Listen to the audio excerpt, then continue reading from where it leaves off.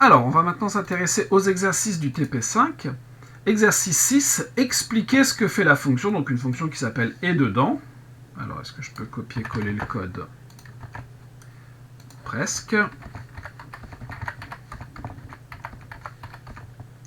Voilà, donc que fait cette fonction-là?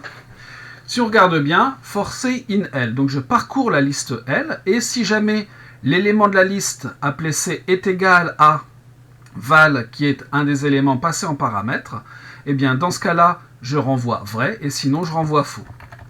En d'autres termes, je renvoie faux tout le temps, sauf quand eh bien, l'élément val a été trouvé dans la liste L. En d'autres termes, cette fonction, elle nous dit si, oui ou non, l'élément val est dans la liste L. Pour cette première question, c'est réglé. La deuxième question est plus intéressante. Modifier la fonction pour qu'elle renvoie le nombre d'occurrences de val dans la liste L. En d'autres termes, on ne veut plus savoir si oui ou non val est dans la liste, mais combien de fois val est dans la liste L. Pour ce faire, je vais avoir besoin d'un compteur.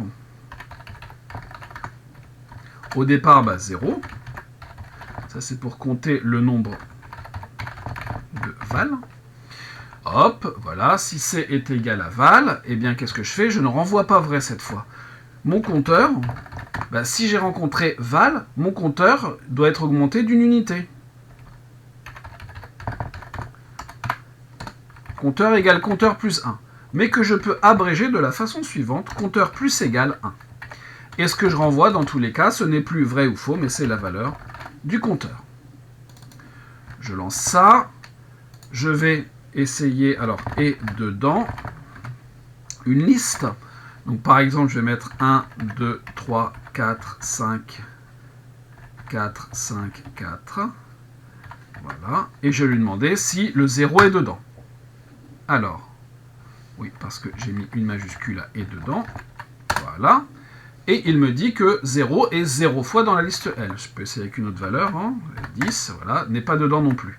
Par contre, le 4, là, il me dit 3 fois. Je le vois bien une fois là, 2 fois là, 3 fois là. Si j'essaye avec le 5, il est 2 fois, ça fonctionne. Donc voilà pour cet exercice 6. Regardons l'exercice 7. Écrire une fonction maximum list qui prend en entrée une liste et renvoie son plus grand élément. Ça ressemble un petit peu au DM et à la recherche de l'altitude maximale.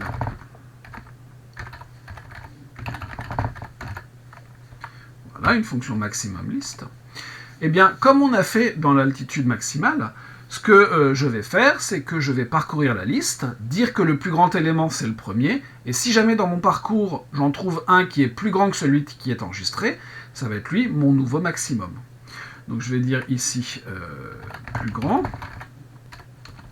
alors PLS grand, plus grand, égale L de 0. Voilà. Le plus grand élément, pour commencer, eh bien c'est le premier élément de la liste. For A in L, eh bien, si jamais A est strictement plus grand que le plus grand, eh bien, c'est ce A qui devient le plus grand. Les choses correctement. Plus grand égale A. Et je renvoie le plus grand. On va tester. Voilà, donc je vais faire plus grand. Le plus grand de la liste, par exemple, qui est là. Voilà. Logiquement, il doit me renvoyer 5. Alors, qu'est-ce qu'il y a? Oui, la fonction, elle ne s'appelle pas plus grand, elle s'appelle maximum list. Voilà, et le plus grand élément, c'est bien 5, pas de problème. Modifier la précédente fonction pour qu'elle renvoie en plus son index. Donc je vais modifier ça. Là, j'ai besoin de l'index, donc je ne peux plus utiliser cette façon de faire. Donc je vais faire un parcours par les index. For I in range len de L. Voilà. Et en plus du plus grand, j'ai besoin de l'index. Au départ, l'index, c'est 0. Donc si jamais c'est plus A, mais c'est L de I, et plus grand que le plus grand, c'est L de I, et l'index, c'est I. Qu'est-ce que je dois renvoyer? Qu'elle renvoie en plus l'index. Donc je renvoie en plus I. On renvoie ça. 5 et le plus grand, la position c'est 7. 0, 1, 2, 3, 4, 5, 6, 7. Alors, qu'est-ce qu'il y a qui ne... Oui, parce qu'ici, c'est pas i que je renvoie, sinon il me renvoie toujours le dernier. L'index du plus grand, je l'ai mis dans index, donc c'est index qu'il faut que je renvoie. Je relance, d'où l'intérêt de tester. 5 à la position 4. 0, 1, 2, 3, 4. Le premier 5 est bien à la position 4. Ça fonctionne. Ensuite, on me demande d'écrire une fonction minimum list qui fait un petit peu la même chose, sauf qu'elle cherche le minimum. Donc ce que je vais faire, tac, tac, voilà. À la place de mini, de maxi, je vais mettre mini. Plus grand, je vais mettre plus petit. Je pourrais laisser plus grand en fait. Pour Python, ça n'a pas du tout d'intérêt. Et par contre, le plus petit, c'est quand il est plus petit que le plus petit. Il ne faut pas que je renvoie plus grand, mais il faut que je renvoie plus petit. Voilà. On lance ça. Hop. Minimum list, et dans ce cas-là, bien sûr, il doit me donner 1, qui est à la position 0. C'est bien ça qu'il fait. Voilà pour l'exercice 7. Ces fonctions minimum, maximum, on les retrouvera dans le tri du TP suivant. Exercice 8. On veut simuler une série de lancers successifs d'une pièce équilibrée en considérant que pile, ça sera le 1 et face, ça sera le 0. Écrire une fonction expérience qui prend en entrée un nombre n de lancers souhaités et renvoie une liste de 0 et 1 obtenue de manière aléatoire et simulant les lancers successifs de la pièce. Il est question d'aléatoire là-dedans, donc je vais avoir besoin de random.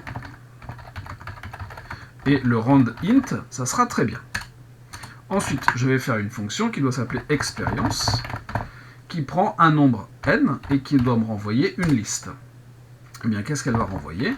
Elle va renvoyer la liste que je vais faire avec randint 0, 1, for i in range n. C'est exactement ça qu'on avait fait dans la partie précédente. On va lancer ça. Alors, j'ai oublié de mettre une valeur, on va mettre par exemple 20 valeurs. Voilà. J'ai bien une liste qui contient 20, 0 et 1. Deuxième fonction, écrire une fonction qui s'appelle SUMList. Ok. Cette fonction SUMList, qu'est-ce qu'elle fait? Elle prend en entrée une liste L et renvoie la somme de ses valeurs. Je dois calculer une somme. Des sommes, on en a déjà calculé. S égale 0, for a in L. Eh bien, qu'est-ce que je vais faire? Je vais faire S égale S plus A. Et à la fin, je renvoie S. Voilà, donc je vais retaper la précédente. L égale l'expérience de 20. Et je vais faire un SUMList de L. Ça fait 13. 1, 2, 3, 4, 5, 6, 7, 8, 9... 10, 11. Il y a quelque chose qui ne va pas. Alors, 1, 2, 3, 4, 5, 6, 7, 8, 9, 10, 11. Pourquoi est-ce qu'il me met 13 à la place de me mettre 11? Parce que ici, j'ai retapé. Alors, L, voilà, c'est la bonne liste. Cette fois, 1, 2, 3... 4, 5, 6, 7, 8, 9, 10, 11, 12, 13, ça marche. Ici, ce n'était pas la liste L. La liste L, c'est bien celle-là. Ça fonctionne. Troisième question. Écrire une fonction nombre pile qui prend en entrée un nombre n de lancers et renvoie le nombre de piles obtenues.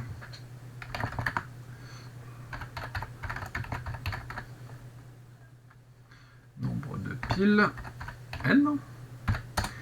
Je vais commencer par faire une liste de n valeurs. Et ensuite, pour avoir le nombre de piles, remarquez qu'à chaque fois que vous faites pile, c'est codé 1 judicieusement. À chaque fois qu'on fait face, c'est 0. Donc la somme me suffira. Donc je renvoie juste la somme de cette liste. Et ça nous dira combien il y a de piles. Donc nombre piles, par exemple 20 fois. Voilà. Je viens de choisir au hasard une liste, de simuler 20 tirages de pièces, et sur ces 20 tirages de pièces, j'ai eu 8 fois pile. On peut le relancer. Là, il y a eu 10 fois pile, et ainsi de suite. Voilà pour l'exercice 8. L'exercice 9, il est un petit peu plus intéressant, mais aussi beaucoup plus compliqué, en fait, l'exercice 9. Dans l'exercice 9, on nous dit que Python va gérer les chaînes de caractères de la même façon que ce qui le gère les listes, en fait. Les chaînes de caractères, donc c'est du texte. Bon.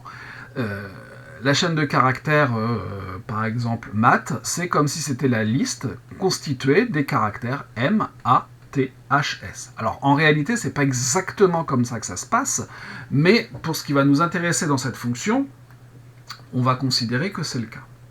On nous demande de créer une fonction qui va s'appeler recherche. Ok ? Cette fonction, elle doit prendre 2 chaînes de caractères, une phrase et un mot, et elle doit renvoyer vrai si le mot est contenu dans la phrase, et faux si le mot n'est pas contenu dans la phrase. Alors, par mot, on va dire succession de caractères, c'est pour ça que je vous ai donné l'exemple. Si votre phrase c'est « il pleut » et que vous cherchez le mot « beau » dedans, et bien sûr ça n'y est pas. Si vous cherchez « il pleut » et que vous cherchez le mot « le », il va y être dedans en fait, alors pas en tant que mot, vous n'avez pas le mot « le » dedans, mais vous avez dans « pleut » L et E qui se suivent. Donc voilà, pour pas trop rendre les choses difficiles, sinon ce serait vraiment compliqué, eh bien on va juste regarder si la succession de caractères existe ou non dans la phrase en question. Comment va-t-on s'y prendre ? Déjà, on va avoir besoin, pour ce faire, de connaître la longueur du mot, la longueur de la phrase. Donc LM, par exemple, égale la longueur du mot, puisque c'est LM. LP, la longueur de la phrase. Et ce que je vais faire, c'est que je vais comparer des morceaux de chaîne de caractères. Qu'est-ce que je vais faire ? Je vais faire un parcours de ce qui doit être a priori le plus long, c'est-à-dire la phrase. Donc for i in range. Qu'est-ce que je vais faire ? Je vais parcourir la phrase. Donc, je vais faire des découpages de la taille du mot. Je prends la taille du mot, je vais le comparer au mot. Ensuite, je le décale d'un petit cran, je reprends une sous-chaîne de la taille du mot, je le compare au mot, et ainsi de suite. Et donc ça, il faut que j'aille jusqu'à la fin. Quand est-ce qu'elle est la fin ? Quand j'ai atteint la longueur de la phrase, moins la longueur du mot, plus 1. De cette façon, quand je prends mon dernier mot, je ne déborde pas de la longueur de la phrase. Qu'est-ce que je vais faire ? Maintenant, je vais comparer ce que j'extrais de la phrase. Donc, je vais de i jusque i plus la longueur du mot. Et si jamais ça, c'est égal au mot, c'est bon. Dans ce cas-là, je renvoie vrai.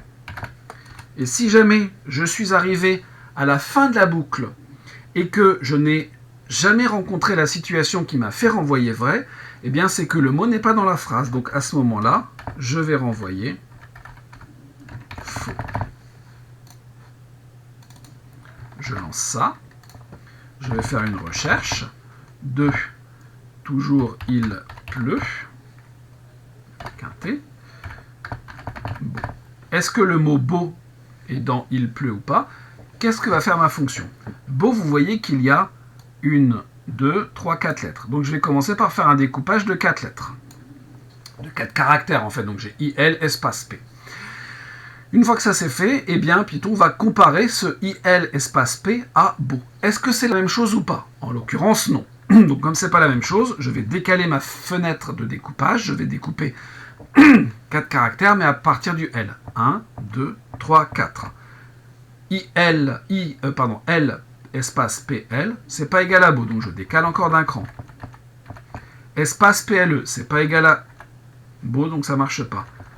PLEU, c'est pas égal à beau. Et enfin, LEUT. Et là, c'est pour ça qu'il faut que je m'arrête avant la fin de la phrase. Je peux pas décaler mon début de découpage jusqu'au bout, sinon j'ai plus de lettres. Et donc là, LEUT, est-ce que c'est égal à beau ? Non. Donc normalement, si tout se passe bien, il doit me renvoyer faux. C'est bien le cas. Maintenant, si je fais une recherche avec le, qu'est-ce qui va se passer ici ? Je découpe 2 par 2. Donc il, c'est pas la même chose que le. L et espace, c'est pas la même chose que le. Espace et P, c'est pas la même chose que le. P et L, c'est pas la même chose que le. L et E, c'est la même chose que le. Donc là, a priori, je rentre dans le if qui est là, et c'est vrai qui est renvoyé. C'est bien le cas. Et voilà pour ce TP numéro 5.